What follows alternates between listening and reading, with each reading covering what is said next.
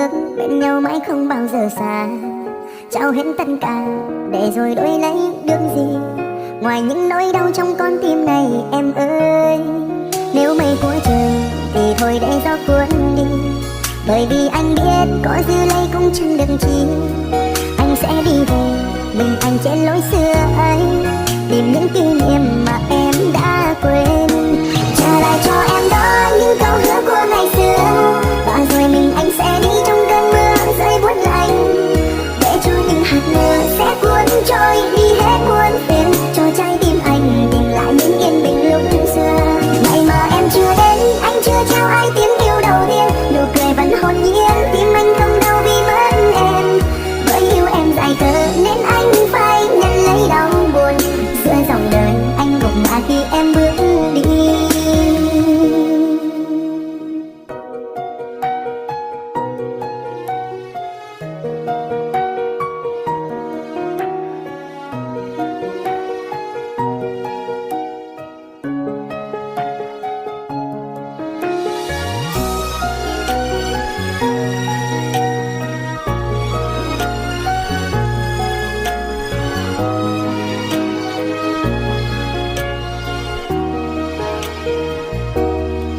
Nếu mây của trời thì thôi để gió cuốn đi, bởi vì anh biết có giữ lấy cũng chẳng được chi.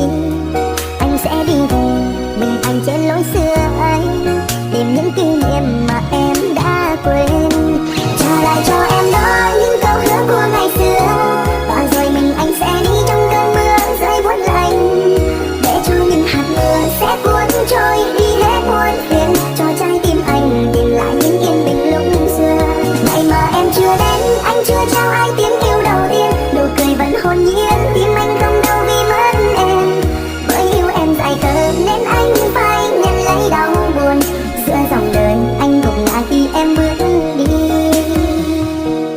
Trả lại cho em đó những câu hứa của ngày xưa, và rồi mình anh sẽ đi trong cơn mưa rơi buốt lạnh, để cho những hạt mưa sẽ cuốn trôi đi hết buồn phiền, cho trái tim anh tìm lại những yên bình lúc xưa.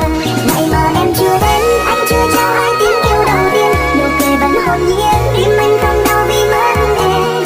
Với yêu em dài cờ nên anh phải nhận lấy đau buồn, giữa dòng đời anh gục ngã khi em bước đi. Giữa dòng đời anh gục ngã khi em bước đi.